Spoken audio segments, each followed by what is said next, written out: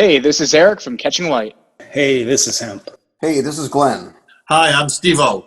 Hey, this is Drew Hines with Hindsight Imagery. This is Matt Callahan at Digimatty Photographic Services. Hey, this is Jason, and welcome to Tales from the Pit.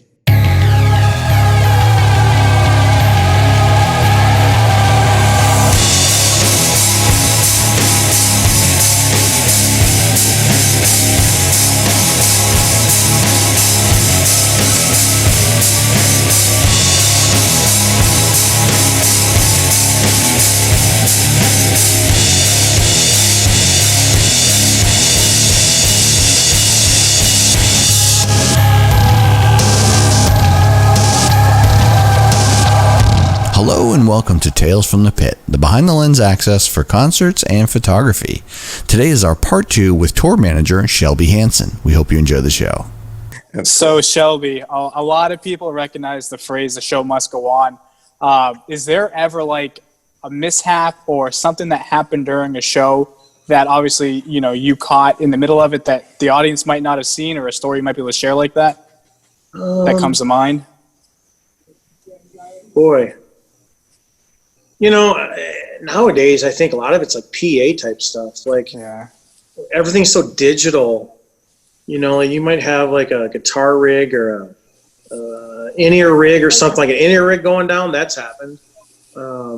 Somebody kicks a damn, you know, power out of the wall or something, and half the stage has no power for a minute. You know, and then you're scrambling as a crew guy to figure out what's going on. The band's looking at you like, "What the hell's going on?" And they get frustrated because they don't want to look like dopes on stage, you know, and no band wants that. So, you know, that's really it. Power issues mostly. I haven't had any, thankfully, I haven't had any risers fall. No band members have fallen off the stage. Like, none of that kind of stuff. A microphone going bad, wireless mic maybe going bad, but that's what backups are for. You know, you quickly throw a backup up there. But, man, most of it's power related. Yeah. Stuff you really can't control, you know? Stuff you can't control. That's when you have Haley just play a drum solo. Yeah, play a drum solo. She's quite the drummer too. Yeah, totally. Minus 3 minutes of drum solo, would you? No, that's about it. I'll tell you what's crazy is storms on outdoor shows. So like we did Mexico. Yeah. Dude, we did Mexico with Alice in Chains and Bush and Stone Temple Pilots. This is with Pop People. So my STP guys were there. Like I said, it was those bands, and we went on right before STP. It was a side-by-side stage, and man, it just opened up, and it poured, and it poured, and it poured, and you know, at a festival like that, like you lose your time. They can't push everything back so much that, you know, the headliners go on at 1 o'clock in the morning, so you have to wait it out. And man, finally we got out there and we threw all the gear up on the deck, and then it seemed like it was stopped, so we could push everything forward. And then as soon as they started playing, it started coming down again. So we're out there pulling all the pedal boards back as far as we can out of the rain. And the guitar player's like, "Fuck it, man, I'm going out front anyways." And they just played. But, you know, weather and power, I guess, are the two major things, you know. When you're the tour manager for a band like that and weather is an issue, do you get to say yay or nay, or is it the sort of security? Man, it's all the festival. Like Danny Wimmer festivals. So like his festivals are really stringent. They have a weather guy that runs around, and he's got his own weather station, and you know, it's all insurance based, and it's, you know, all about the safety of everybody. And when it comes to safety, man, at festivals, the promoters don't fuck around. You're following their rules because they're based on safety. And if a band doesn't like it, then a band doesn't like it. I know that there was a band, and I won't talk about who it was, that at that Mexico event, the following day they had another storm, and one of the bands got really pissed off because their set time got pushed. And, you know, they got really upset. But, you know, I don't know if it was communicated to them properly that, look, man, this is for safety. This isn't about screwing you. This is strictly about keeping the fans safe out front. So, yeah, absolutely. You know, they're pretty strict about it, with good reason. You know, who wants to get anybody hurt at your show?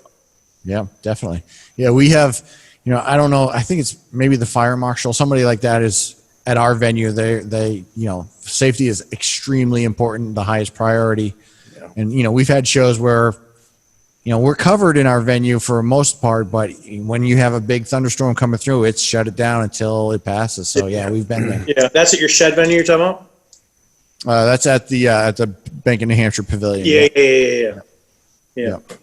And if you haven't been there yet, I highly recommend going out there. Yeah. You will definitely like that venue. Sometimes it's hard to keep track of what, Yeah. Do you like lobster? Yeah, they're famous for that. Let me tell you a cool story about lobster. I'm sitting in catering. I got 2 good stories. We went last year. Pop Evil did a show in Maine. God, I don't remember what venue it was. Is it Aura? What's that? Aura? Yes. Yeah, Aura. Yeah, that's the one you and we did the VIP there. Yes. So, Lee and I went and got lobster there. I don't know if you remember this, but it was the coldest day in like the last 10 years of Maine that day. And we fucking walked all the way to this little podunk restaurant on the water. It was a mom and pop place. It maybe had like 6 tables in it and a bar. And we sat there and got the whole treatment of the lobster, the Maine lobster. And she showed us how to pull it apart and eat it. We took our pictures. We were all so proud of ourselves. And we thought, oh man, we got to walk back to the venue now. We're like, screw it. We got an Uber, got back. But so that was a cool experience, just having like a real true Maine lobster at a local place with local people. Lee and I always have a lot of fun doing that kind of stuff when we can. But a cooler story than that, we were in, it might have been Boston.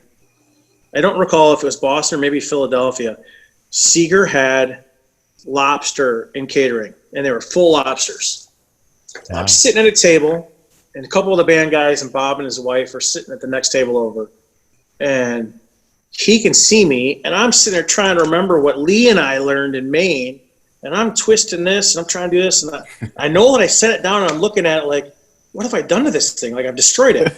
Bob came over, and he says to me, Shelby, you need help with that lobster? Do you know how to do it? And I said, well, I used to, Bob, but God, I think I've destroyed this. He said, oh, no, just do this. That guy had it down. Boom. He had my lobster out, and he's like, oh, yeah, you need help. He starts laughing and walks away the whole way. Kind of gives me the, it's all good. I was like, Bob Seger just pulled my lobster apart, man. That was pretty rad.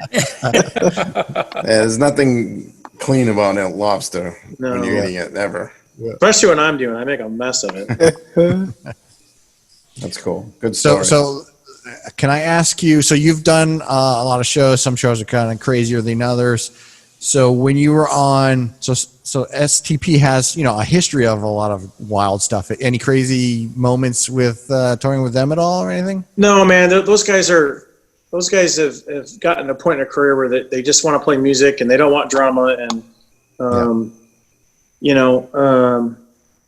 it was straightforward with them. I had a tour manager named Ed Baker on that run, the first couple runs with them. And Ed was out with Shinedown for a long time. Ed was, I think he's still involved with Matchbox 20. That man is a mentor to me, and he's a fantastic human being. And it was really great. He came out and saw us in Chicago and spent some time there. He didn't want to stay for the show. He just wanted to come say hi and spend time, And he brought his new wife with him.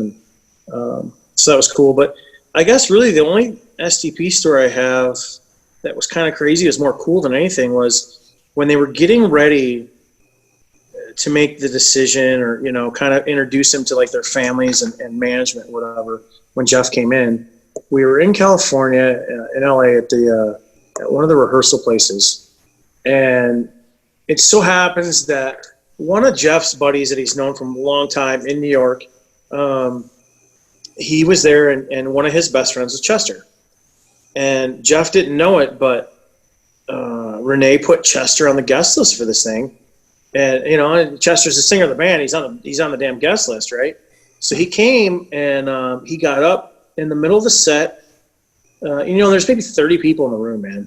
And he got up in the set, and Jeff asked him to sing one song for him. And so he got up and he sang a song. And before he got off stage, he kind of like did the passing of the torch to Jeff and said to the band and the management and the band's family, like, hey man, you're doing the right thing. Jeff's a great singer.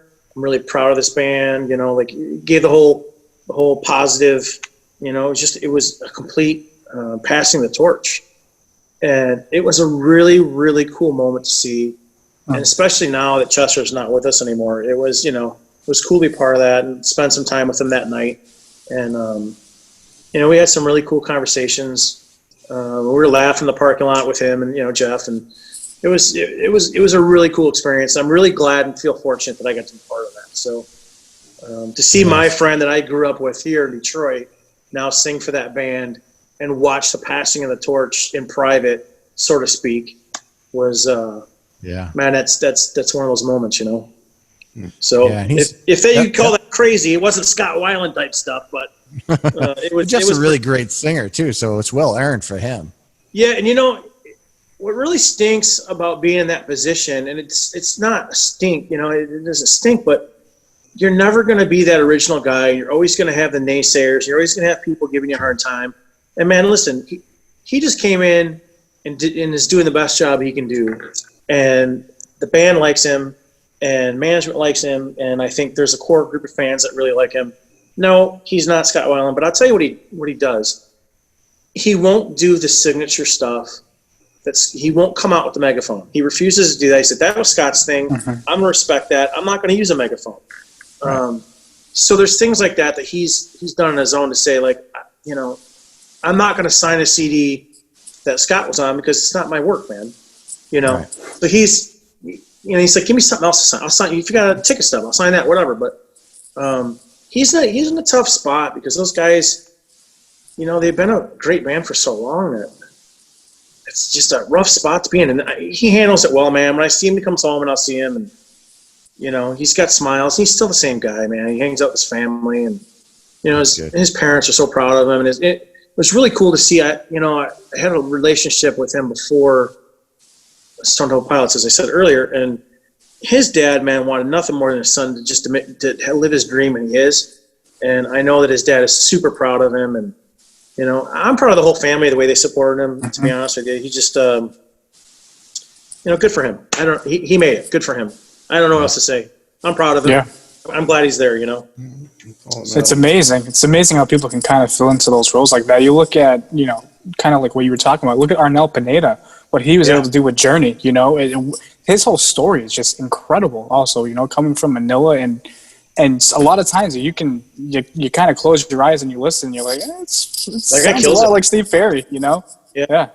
And you know, and it stinks, man, because online now you got these internet bullies that they say these rude things, and it's like, man, you don't know what's happening behind the scenes, you know. You know, maybe they wanted him to wear that outfit. Maybe the band asked him to wear that outfit, or maybe the band asked him to, hey, in the song, can you do this one move because it just reminds me of my buddy, you know, or whatever, you know. And you get these guys and they're like, oh, you suck, and this band's terrible now. And man, listen, if the band chose somebody to be in their band, they did it because they believed in them. Give them a chance, man. Like, if you don't like them, that's okay, but don't get online and bully them and act like a jerk, you know. It's just, what's the point of that? You know? Yeah. I mean, listen, how many arguments have we all heard growing up? Who's the best AC/DC singer? You know what I mean? Like, can't they both be great? On. Yeah, exactly. Yeah. Or Van Halen, either way. Yeah. Yeah. Good point. I mean, and they both have their, you know, they both have their thing, man. Like, Sammy's one of the greatest frontmen of all time. And who can't say the same thing about David Lee Roth? They're both great dudes. Absolutely. So right now, you're not doing anything musically, I assume. What do you do with your free time? He's riding his motorcycle. Yeah, man. I've been riding, and I've been riding, and I've been riding, and my wife thinks I'm addicted, which I completely am. And you know, spend a lot of time at home and doing projects that I haven't had time or I put off. I had some painting I had to get done, some stuff around the house. Honestly, a lot of it has been finding new ways to go get away for the weekend. Not traveling after being a guy who's traveled for a living for so long it's weird, to be honest. It's just weird. So my wife and I went out to Sturgis the week before a rally, we went out to Sturgis, and that was her first time being able to actually ride in the Black Hills and do all that. And I mean, man, I haven't been able to do that for so long. Because when I go out to Sturgis the last 10 years, it's been we go to play, and we're in for a day or two and leave. Except for last year, we got to go in the car or whatever. But I'm in and out, and I tell you that place is magical. And if you guys haven't been there, I don't care what time of the year it is, or if you're in a car or a helicopter or a motorcycle, the Black Hills in South Dakota are an amazing, amazing experience. It's magical, man. It's magical. I don't know. I've been all over, and I something about that place. That's awesome. Yeah. Are you looking forward to 2021, getting back on the road and touring and all that good stuff? Or Yeah, without getting very political about anything, I'm looking forward to the election being over and seeing where we really stand. Yeah. And I don't care what anybody's beliefs are, especially here with us talking, but both sides have arguments about different things, and it gets so old listening to all the politics and the people arguing. And I find myself in that trap once in a while, starting to argue with people online. And I stop myself. I'm like, what are you doing, man? This isn't, you're going to change anybody's opinion. I'm looking forward to the election being over so that we can maybe look forward and not look at the blame game back and forth, no matter whose fault, whatever is. I don't care. I don't care if it's Joe's fault or if it's Mark's fault. I just don't care. Let's just move on. So I'm looking for the election to be over so that we can talk about what next year looks like, because they're still trying to decide right now if kids are going back to school in person here in Michigan. right. And like, we're 3 weeks away from Labor Day. Yeah. So, some schools, our kids just got told they have to stay home. So, other school districts around here are making decisions too. So we're still in that phase. I'm looking forward, to be honest with you, doing a show. Like, just getting in that zone and watching people smile after such a hard year. Mm-hmm. I'll tell you a fun thing that they'll be fine with me saying. With Pop Evil, we've done a couple Zoom calls with the whole crew and the whole band, and just like caught up and how you been, and it's been like forever, and we're family, man. And listen to everybody with their stories is great, but we all just sat and looked at each other and went, God, I really miss doing our thing. I miss walking up to each band member before a show and giving them a hug and say, kill it tonight. Have a good fucking time. And I do that before every show. I walk to every single band member and I give them a hug and I tell them, kill it. Have a good time. Enjoy yourself. And the minute they walk out, when that opening track stops and that first drum beat or the first guitar, depending on the song I start with, when that happens, I have this big sigh of relief of like, all right, we're here, we're doing it. And for the next hour and a half or whatever it is, it's like I smile, I sing along, I have a good time, and all the stress of the day goes away. And I kind of attribute that back to like my motorcycle. Like, I can get on the bike and I've had the worst, shittiest day, worst news of the week, whatever. I get on the bike and I can ride, and it's the same kind of feeling where, dude, nothing matters. You just stay in that moment, like ride that bike, or just listen to that fucking guitar. Listen to Davey rip that guitar riff, or watch Nick and Dave, be fun with Haley and put their guitar picks on the cymbals and she hits them in the air, and every singer kind of has it, but there's those catchphrases in each song or in some songs at least, where a singer might ad-lib a certain thing that it's kind of on repeat each time. And looking across the stage and seeing my guitar tech and my drum tech sitting on the other side, and we know exactly when he's going to do that one little line, and we look at each other and we say it together, like that camaraderie, man. I miss that. I'm looking forward to that again. I sleep really, really good in a bus. So getting back on a bus and just having that good night's sleep, that hum and that. Yeah. I'm sure if you get Sanjay and John back on, they'll tell you the same thing, man. Riding on a bus and getting that sleep, you're in your own little world there. You got your little cocoon there, and that rolling toothpaste tube is pretty comfortable. I'll tell you, man, I have a very, very strong gut feeling that if there are shows next year, there's going to be like an energy level like we haven't seen at these shows. So many people are they're missing that, the bands and the crews and the fans as well. Next year is going to be unbelievable if there's shows. Photographers as well. I think everybody involved in every aspect is looking. Oh yeah. Yeah, no doubt. Yeah. I think the booking agents are looking forward to it. The venue owners are looking forward to it. The venue managers are looking forward to it. The merch guys that haven't been able to see like fans Yeah. up close. I know they're all. So I have a buddy in town here that his name's Bubba. He works for In This Moment right now, but he's worked for everybody, man. He's 3 Days Grace. I think last year he was out with Ringo Starr or somebody. Like he's been out with so many people.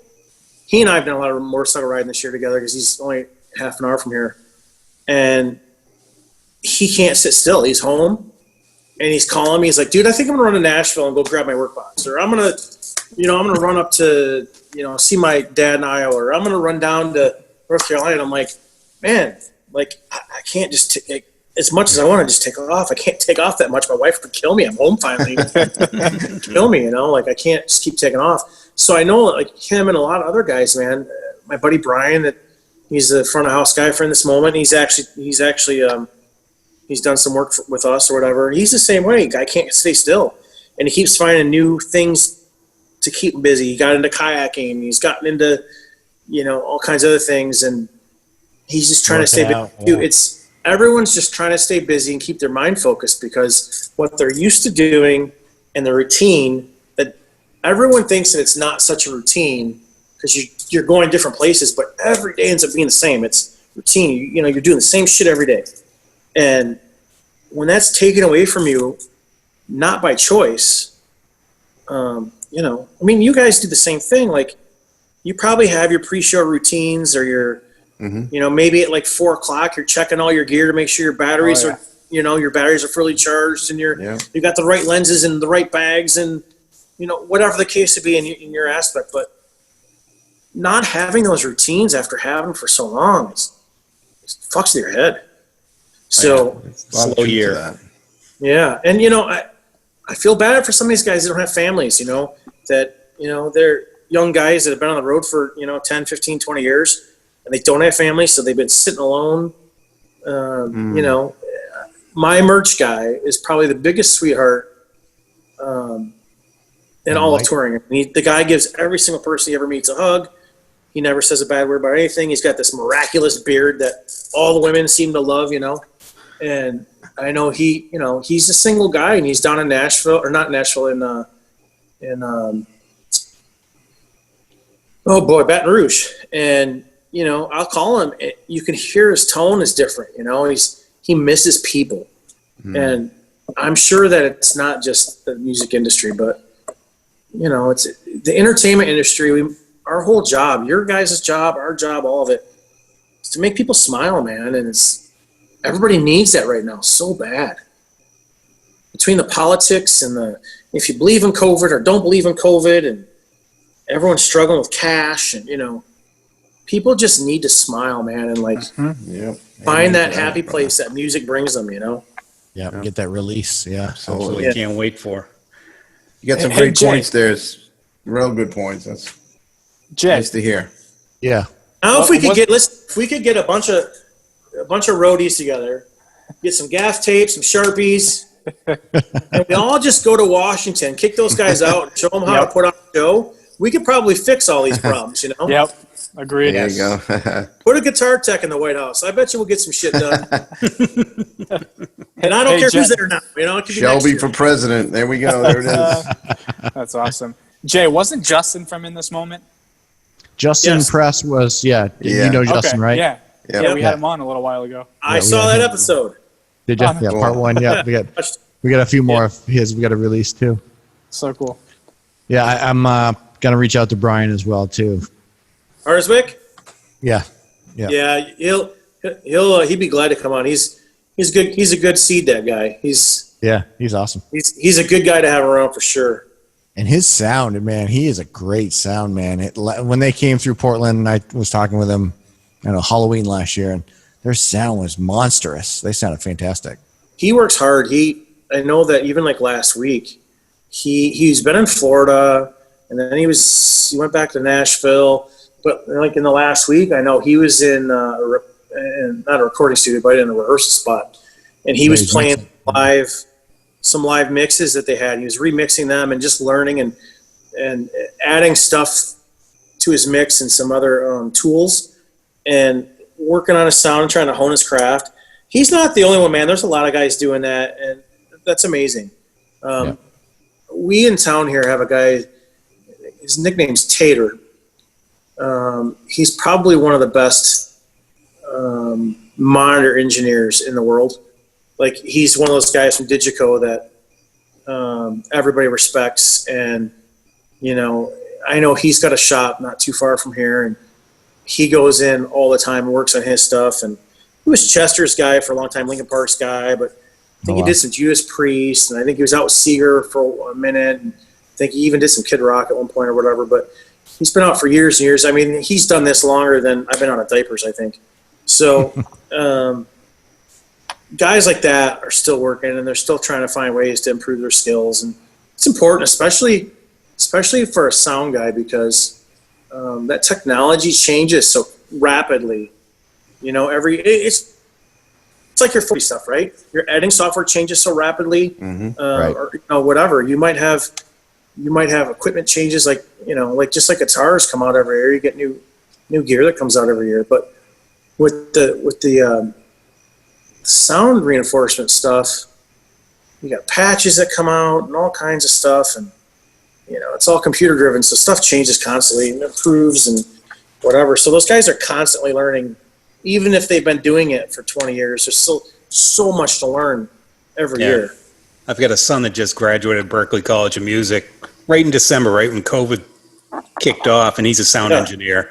And he goes, everything dried up, and so he's been doing that, just still downloading, still taking online courses, and just to stay fresh with it whenever it kicks up again. So, who one of his fellow graduates was, a Detroit guy here named Jason Hartless. Jason is currently the drummer for Ted Nugent. Oh, cool. And he just graduated from the College of Berklee Music also. Wow. That was his classmate. I should ask him if he knows him. Yeah, that's cool. Okay, so if you had the choice to go back and sort of relive a tour or show or anything like that, is there any specific show or tour you would do? So I don't have a tour that I don't like, so it's easy to say like any of them I would go back and do. However, I will say that every single night on both runs that I did with Bob Seger, I had the chills from the minute he started to the minute he walked by me when he got off stage. Because growing up, I listened to him. I was a punk ass little kid in Michigan, and we'd go to the Metro Park Beach or whatever, and here in Detroit, the big stations, WRAF, the Riff or whatever, and you hear Arthur P., this iconic DJ in Detroit, would talk about Bob Seger and introduce him, and it was the era of Bob Seger and Rod Stewart and Jay Giles and all that, and so growing up on it. And then I remember my wife dropping me off in Toledo to start that tour in 97 or 2007, I mean, and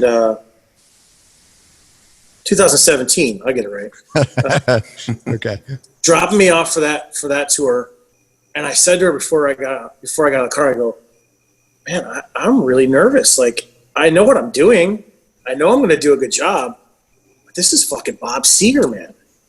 And I got out of the car and I walked in that arena and I was like, holy shit, here we go.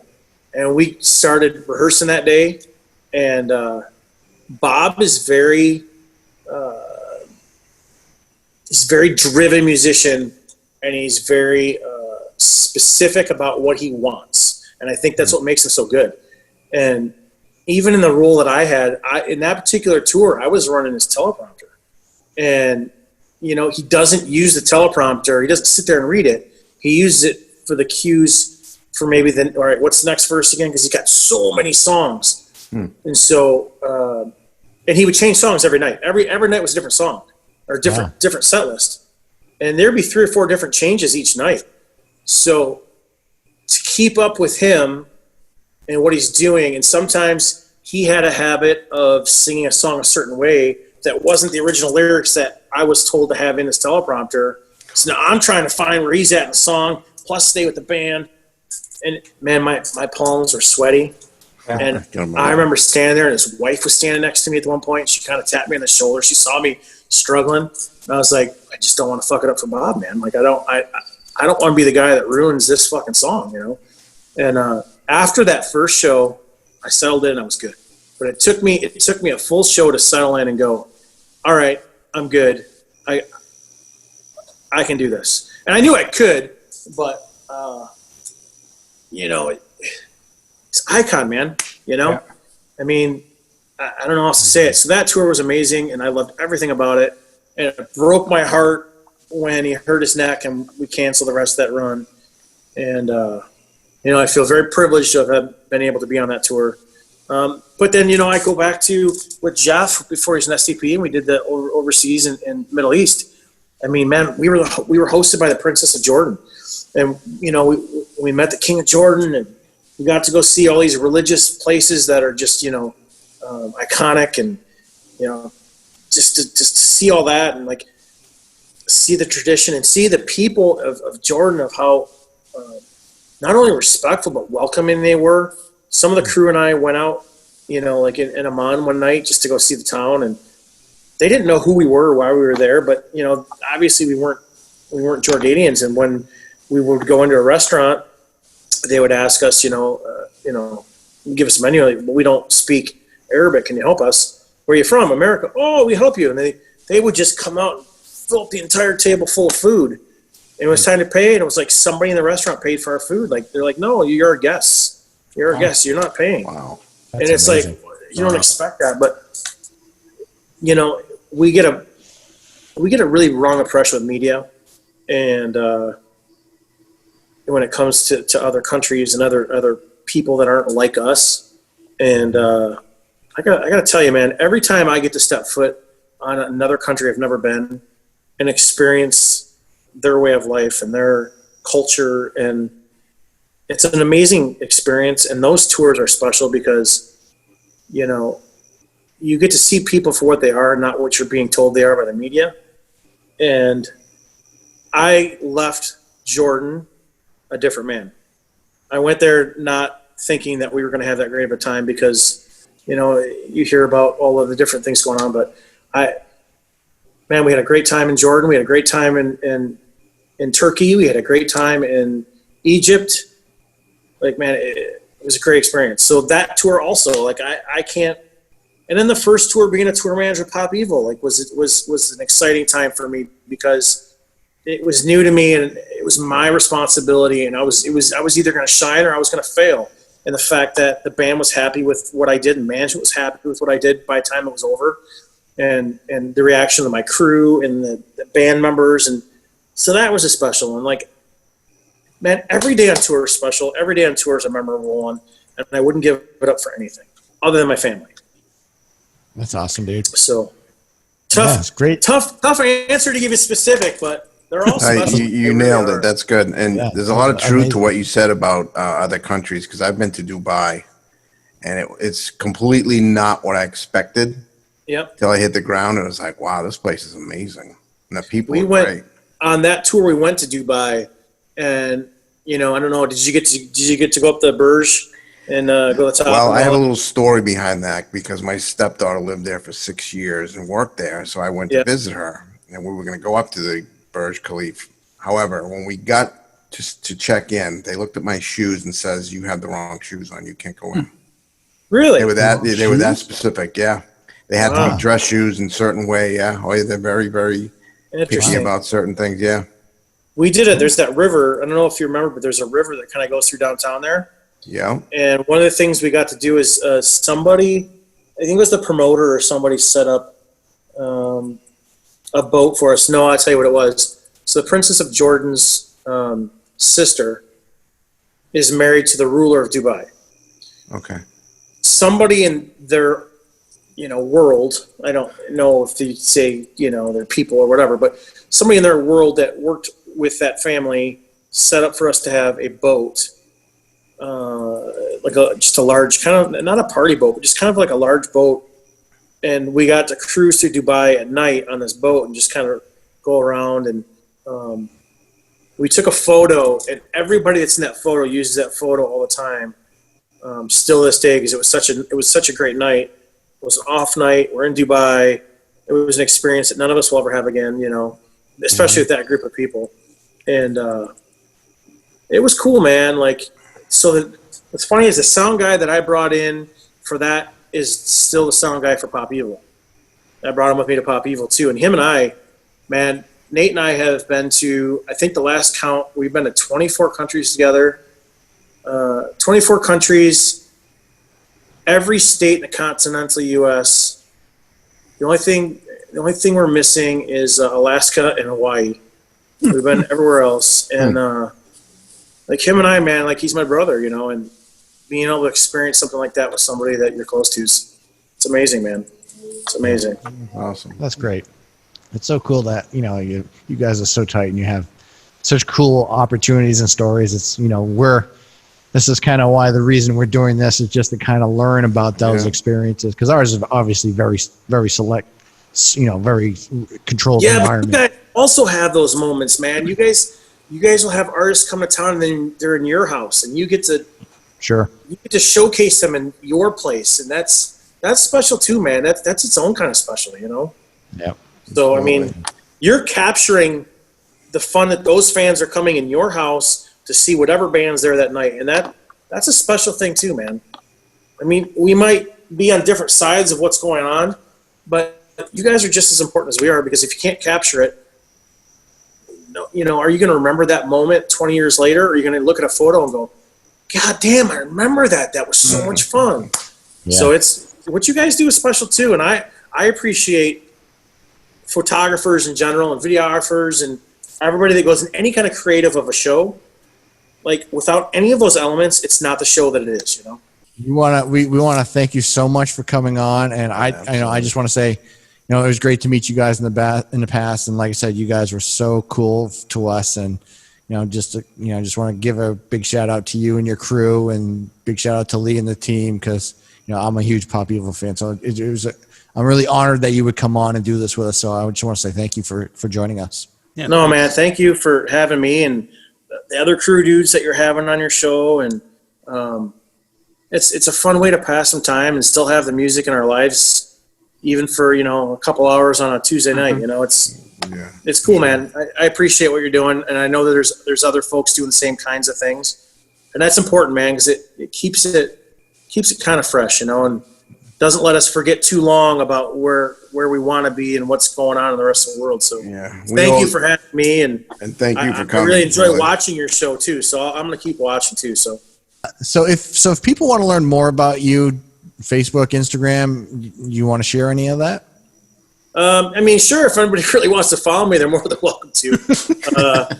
You know, my Instagram is Shelby Detroit, something like that. You can probably find me pretty easy. Facebook's the same thing, Shelby Hansen Detroit, or something along those lines. Or, you know, you always catch me online opening my big mouth about something somewhere. So, well, you always have great side photos from, you know, side stage stuff too. So there's a lot of cool stuff you have. I try, man. You know, iPhone 11 Pro Max sometimes does good for me. It makes me look better than I am at taking photos. I'll tell you that. It's no SLR or anything, but, you know, I try. Yeah, it does a job. It does great. The best camera that, you know, is the one that you have, so don't worry about it.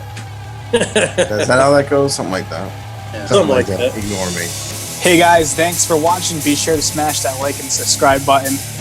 Be sure to catch the rest of our episodes at talesfromthepit.net. And again, a very special thanks to our guest tonight, Shelby Hansen. What a great time we had, and we'll see you guys next time.